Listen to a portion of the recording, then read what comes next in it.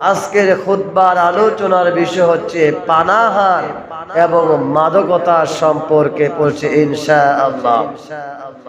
সম্মানিত উপস্থিতি মুসলিম কেরাম, মাদক আজকে সমাজ ধ্বংস করে দিচ্ছে। আজকে পরিবার বলেন, সমাজ বলেন, রাষ্ট্র বলেন, মাদকের ছয়লাভ বেড়েই চলছে। কথা বলে ঠিক কিনা? মাদক এমন ভাবে বেড়েই চলছে যে মাদক যদি বন্ধ না করা হয় তাহলে আগামীর ভবিষ্যৎ, আগামীর প্রজন্ম সব ধ্বংসে রূপান্তরিত হয়ে যেতে পারে বলে নাউযুবিল্লাহ। সম্মানিত ইমানদার ভাইয়েরা, বাবারা, পানাহার এবং মাদকাসক্তির ভয়াবহতা আমাদেরকে জানা লাগবে। বর্তমান যুবক যুবতী, ছাত্র, শ্রমিক, এমনকি অনেক পরিবার, ফ্যামিলি ধ্বংস হয়ে যাচ্ছে মাদক এবং নেশা, হারাম পানাহের কারণে বলি নাউযুবিল্লাহ। ইসলাম মানুষের জীবন, বিবেক, বুদ্ধি, সম্পদ, ইজ্জত রক্ষার জন্য সব ধরনের মাদকতা, নেশা জাতীয় খাবার, দ্রব্য, পণ্য সবগুলি ইসলাম হারাম ঘোষণা করেছে। পানাহার এবং মাদকাসক্তির ভয়াবহতার প্রথম হচ্ছে ইসলামে হালাল ও হারামের ধারণা। ইসলামে হালাল করা হয়েছে যে খাবারগুলি, সেগুলি আমরা গ্রহণ করব, আর যে খাবারগুলি হারাম করা হয়েছে সেগুলি আমরা বর্জন করব পড়ছে ইনশাআল্লাহ। আমার বাবারা, বন্ধুরা আমার, আল্লাহ রাব্বুল আলামিন মহাগ্রন্থ কালামে মাজিদের মাধ্যমে দুনিয়ার মুমিনদেরকে আল্লাহ তাআলা অবগত করছেন যে তোমরা হারাম পানাহার, মদ, জুয়া, প্রতিমা, লটারি এবং ভাগ্য নির্ধারণকারী তীর দ্বারা যে সমস্ত খাবারগুলো অর্জন করা হয় সেগুলি বর্জন করে বলে সুবহানাল্লাহ। আল্লাহ রাব্বুল আলামিন মহাগ্রন্থ কালামে মাজিদের অন্যতম সূরা সূরাতুল মায়েদার 90 নং আয়াতের মাধ্যমে আল্লাহ তাআলা বলেন, ইয়া আইয়ুহাল্লাযীনা আমানু ইন্নামাল খামরু ওয়াল মাইসির ওয়াল আনসাবু ওয়াল আজলামু রিজসুম মিন আমালিশ শাইতান ফাজতানিবুহু লাআল্লাকুম তুফলিহুন। আল্লাহু আকবার।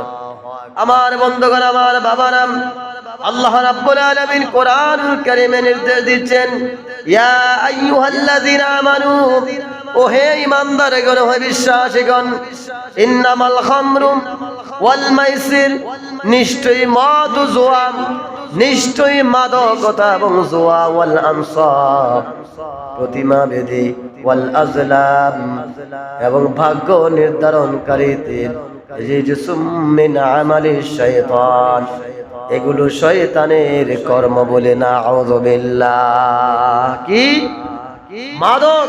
এক নম্বরে কি মাদক, দুই নম্বর হচ্ছে জুয়া। জুয়া সমাজে আছে না নাই? এমন ভাবে জুয়ার ছয়লা পেরিয়ে গেছে, মোবাইল নামক ডিভাইস দিয়ে প্রতিনিয়ত যুবক যুবতী, বৃদ্ধ বৃদ্ধানী, অনেক মানুষ প্রতিনিয়ত মোবাইলের মাধ্যমে জুয়ায় মশগুল হয়ে যাচ্ছে বলে নাউযুবিল্লাহ। জুয়ার কারণে পরিবার ধ্বংস হয়ে যাচ্ছে। প্রতিনিয়ত বাবা মাকে শারীরিক ও মানসিক নির্যাতন করে কিছু সন্তানরা, এবং ঘরে গিয়ে স্ত্রীকে পিঠায়, স্ত্রীকে নির্যাতন করে বাবার বাড়ি থেকে টাকা আনার জন্য। কথা বলে ঠিক কিনা? আজকে জোয়ার কারণে সমাজ ধ্বংস হয়ে যাচ্ছে, জোয়ার কারণে, মাদকের কারণে পরিবার ধ্বংস হয়ে যাচ্ছে।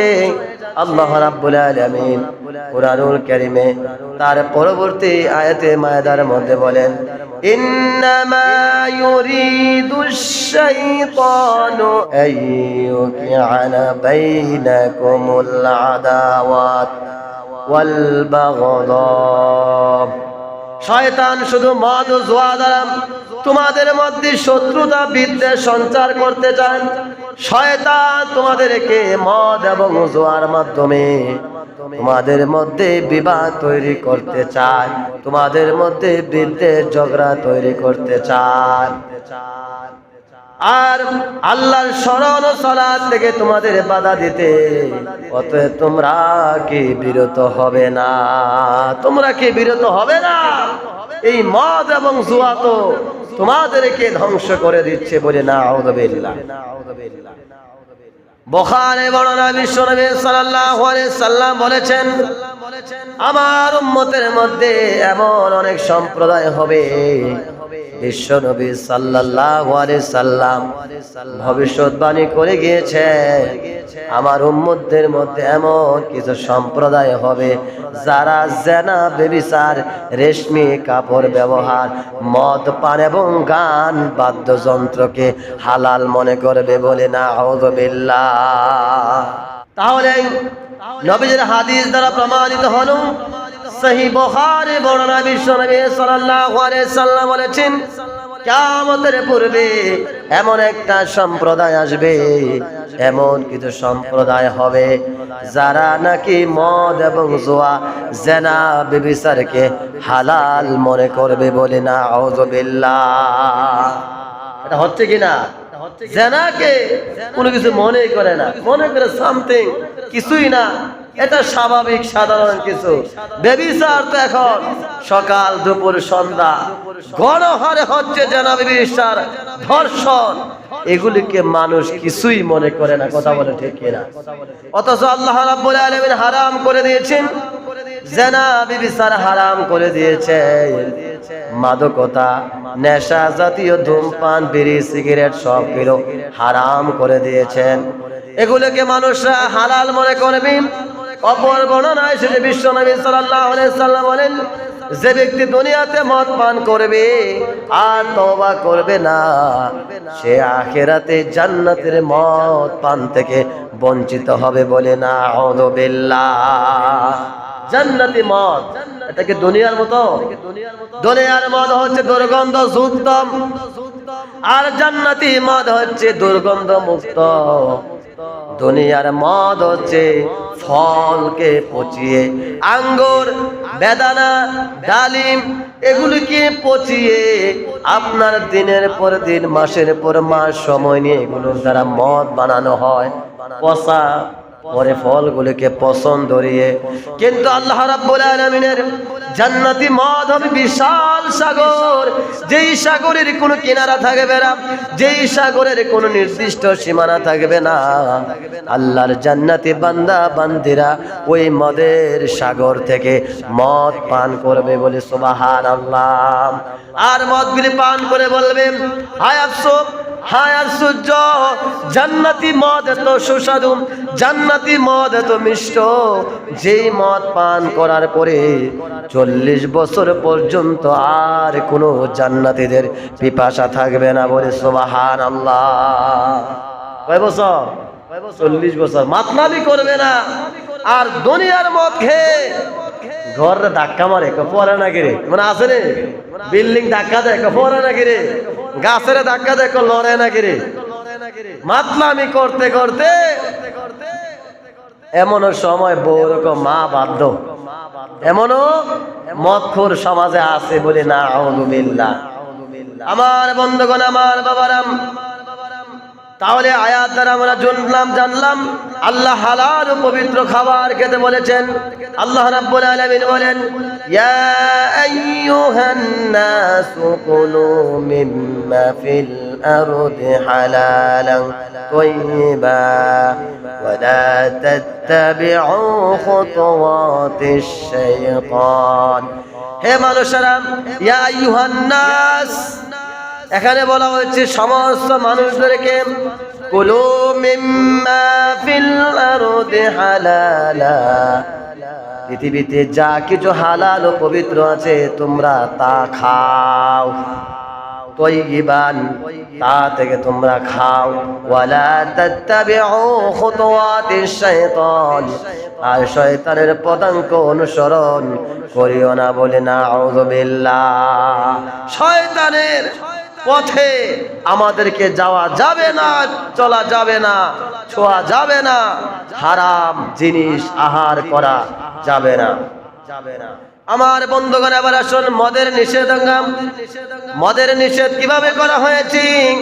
আল্লাহ রাব্বুল আলামিন কিছুক্ষণ আগে যে আয়াতটি তেলাওয়াত করেছি, আল্লাহ রাব্বুল আলামিন সূরা মায়েদার মধ্যে বলেন, ইয়া আইয়ুহাল্লাযীনা আমানু ইন্নামাল খামরু ওয়াল মাইসির والأزلام والأنصاب والأزلام رجس من عمل الشيطان فاجتنبوه لعلكم تفلحون। মদ কিভাবে হারাম করা হয়েছে, কিভাবে নিষেধ করা হয়েছে? একদিনে মদকে হারাম করা হয় নাই, একদিনে মদকে নিষেধ করা হয় নাই, ধাপে ধাপে মদকে নিষিদ্ধ করা হয়েছে, বলে সুবহানাল্লাহ। আল্লাহ রাব্বুল আলামিন প্রথমত বলেন মদ হারাম। ইয়া আইয়ুহাল্লাযীনা আমানু, হে ঈমানদারগণ, নিশ্চয় মদ জুয়া ভাগ্য নির্ধারণকারী স্বরসমূহ শয়তানের অপবিত্র কাজ, সুতরাং এগুলো থেকে দূরে থাকো যাতে তোমরা সফলতা অর্জন করতে পারো, বলে সুবহানাল্লাহ। আল্লাহ তাআলা বলেন শয়তান মদ ও জুয়ার মাধ্যমে তোমাদের মাঝে শত্রুতা হিংসা সৃষ্টি করতে চায়, তোমাদেরকে আল্লাহর শরণ এবং নামাজ থেকে তোমাদেরকে বিরত রাখতে চায়। এই আয়াতের ব্যাখ্যা, মাদক মানুষের ঈমান নষ্ট করে ফেলে, বলে নাউযু বিল্লাহ। ঈমান কি করে ধ্বংস করে? 2 নম্বর হচ্ছে মাদক নেশা মানুষের নামাজ নষ্ট করে দেয়। মদখু নামাজ পড়তে চায় না। মাদক নেশা জাতীয় দ্রব্য পানাহার ব্যক্তি নামাজে মনোযোগ থাকে না, নামাজে খেয়াল থাকে না, তার ঈমান চলে যায়, তার পরিবার ধ্বংস হয়ে যায়, তার কারণে সমাজে অশান্তি বেড়ে যায় এবং তার বিবেক এবং মস্তিষ্ক ধ্বংস হয়ে যায়, বলে নাউযু বিল্লাহ। আমার বন্ধুগণ, আবার আসেন হাদিসে মাদকের ভয়াবহতা।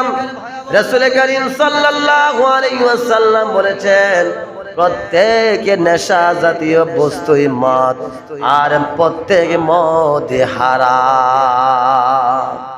প্রত্যেক নেশা জাতীয় বস্তুই মদ, আর প্রত্যেক মদ কি হারাম নাকি হালাল?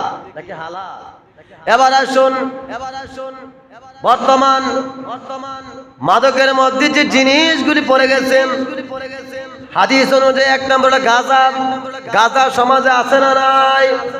2 নম্বর ইয়াবা, 3 নম্বরে ফেনসিডিল, 4 নম্বরে হিরোইন, 5 নম্বরে মদ, 6 নম্বরে বিয়ার, 7 নম্বরে নেশা জাতীয় ট্যাবলেট, সবই হারাম। ডাক্তারি দোকানে যারা ফার্মেসিতে থাকে তারাই বলতে পারবে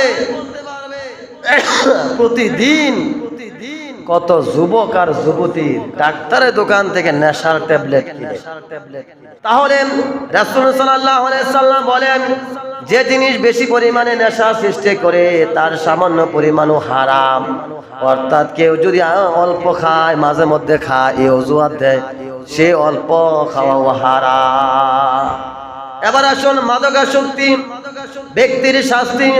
আল্লাহ রাব্বুল আলামিন কোরআনের আয়াতের পাশাপাশি নবী করিম সাল্লাল্লাহু আলাইহি ওয়াসাল্লামের হাদিস দ্বারা প্রমাণিত, নবী করিম সাল্লাল্লাহু আলাইহি সাল্লাম সুনানে আবু দাউদের বর্ণনা এসেছে, লাআনাল্লাহুল খামরা, আল্লাহ অভিশাপ দিয়েছেন মদের উপরে। আল্লাহ রাব্বুল আলামিন 7 শ্রেণীর মানুষের প্রতি লানত করেছেন। গভীর মনোযোগ, যারা দোকান রয়েছে, যারা ব্যবসা করেন মাদকের, আজকের আলোচনার পর থেকে যদি আপনি ব্যবসা ছাড়তে না পারেন, আপনার মতো হতভাগা, আপনার মতো কপাল পোড়া হাসরের মাঠে আর কেউ থাকবে না, বলে নাউযু বিল্লাহ। আমরা মনে করি মদ খাইলে অপরাধ না, মদ খাওয়া শুধু অপরাধ না, এই মদের লাইসেন্স যারা দিবে, এই মদ যারা বেচবে, এক কথায় মদ মানে বললাম হাদিস দিয়ে নেশাদার দ্রব্য। যে খাবার খাইলে নেশা হয়, মাথা ঘুরে, মাথা বিকৃত হয়ে যায়, মস্তিষ্ক উল্টা পাল্টা কাজ করে, মাতলামি করে। হাদিস শরীফের মধ্যে এসেছে কয়েকজন ব্যক্তি অভিশপ্ত। এক নাম্বার হলো যিনি মাদক পান করে, মাদক পান করে, মাদক জাতীয় নেশা জাতীয় যত খাবার রয়েছে এগুলো যে ব্যক্তি পান করে আল্লাহ রাব্বুল আলামিন তার উপর অভিশাপ দিয়েছেন, বলে নাউযুবিল্লাহ। দুই নাম্বার হচ্ছে পরিবেশনকারী। সাইদার আমরা দেখি না খানার মধ্যে সাইদারি করে, একজনকে নেয়, নিয়ে যে নেন গ্লাসের মধ্যে মদ দেয়, কিংবা নেশা জাতীয় গাঁজা, ইয়াবা, ফেন্সিডিল, ট্যাবলেট, এক কথায় যত মাদক জাতীয় খাবার রয়েছে এগুলি যারা পরিবেশন করে ওই ব্যক্তিগুলি আল্লাহর লানত এবং অভিশপ্ত বান্দা, বলে নাউযুবিল্লাহ।